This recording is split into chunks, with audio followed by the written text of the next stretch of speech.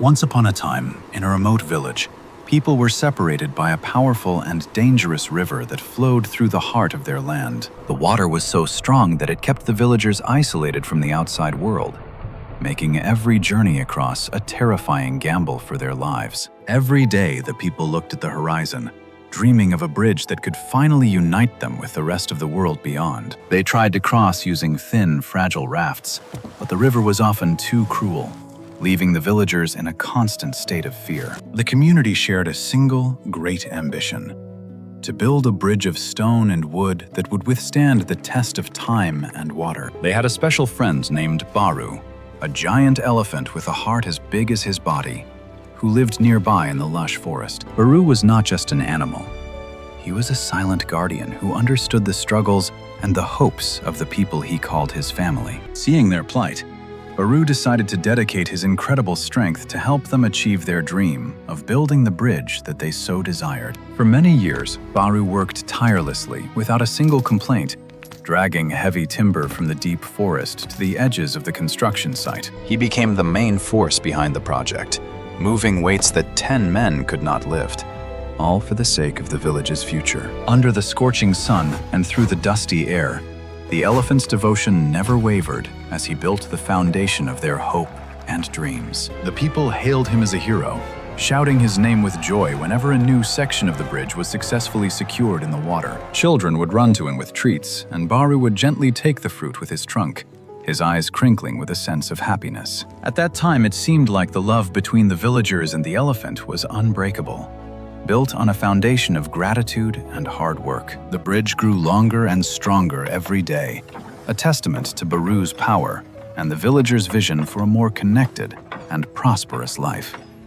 Season after season, Baru gave everything he had, his body bearing the marks of labor, but his spirit remained focused on the goal ahead. He truly believed he was helping his friends, and in his heart, their happiness was the only reward he ever needed for his immense labor. The villagers loved him dearly, or so it seemed.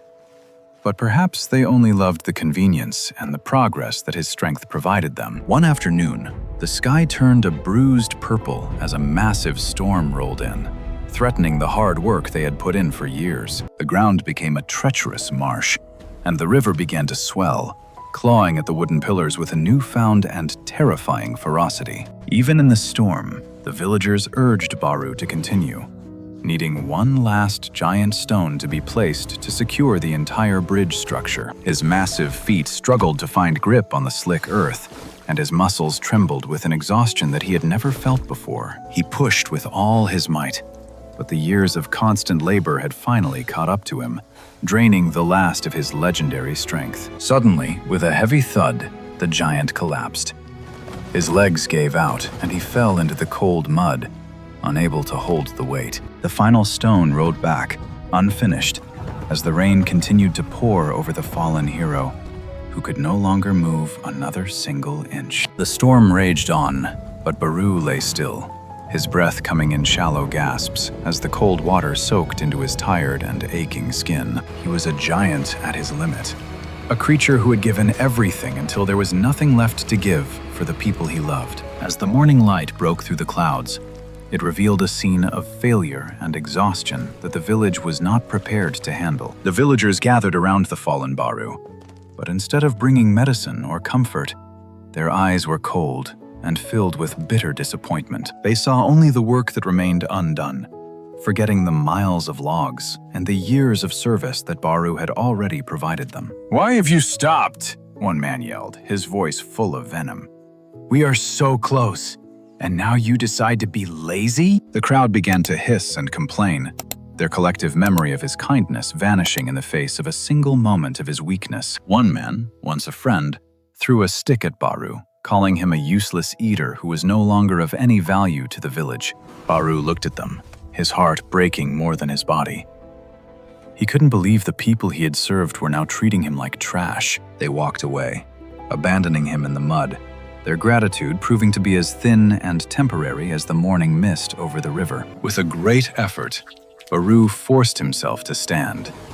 His body hurt, but the silence of his former friends hurt his soul even more deeply. He looked at the bridge, the monument of his sacrifice, and realized that his value was tied only to his utility in their selfish eyes. He turned his back on the village and the bridge, walking slowly toward the only place where he could find peace: the deep, silent forest. As he moved deeper into the woods, the harsh voices of the villagers were replaced by the soothing whispers of the ancient green trees. He found a hidden sanctuary, a place untouched by the greed of men, where the water was pure and the air was filled with grace. He drank the cool water and felt a sense of calm returning to his tired body, a healing that came from within his own spirit. In the reflection of the pool, he saw himself not as a failed worker, but as a noble being whose worth was inherent and divine. Beside him, a lotus flower bloomed, a symbol of purity that rises from the mud without being stained by the dirt around its roots. Baru realized that his kindness was like the lotus. It was a gift he gave, but it did not define his entire existence or value. He trumpeted a long, clear note, letting go of the heavy burden of expectations and the pain of the villagers' cruel and ungrateful words. He was free.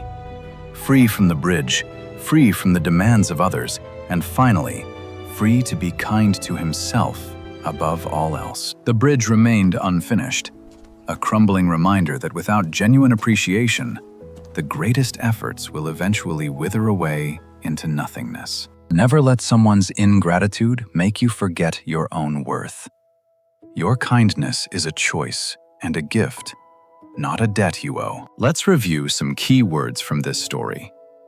First is kindness, the act of being friendly, generous, and considerate toward others around you. Next is ingratitude, which is the lack of proper appreciation for help or kindness received, often causing pain to the giver. Finally, self-worth. This is the sense of one's own value as a person, which should never depend on the opinions of others. Thank you for joining us for this lesson. If this story touched your heart, please like and subscribe for more inspiring English stories. Have you ever felt like Baru? Leave a comment below and share your thoughts. Remember, your value is always within you. Goodbye.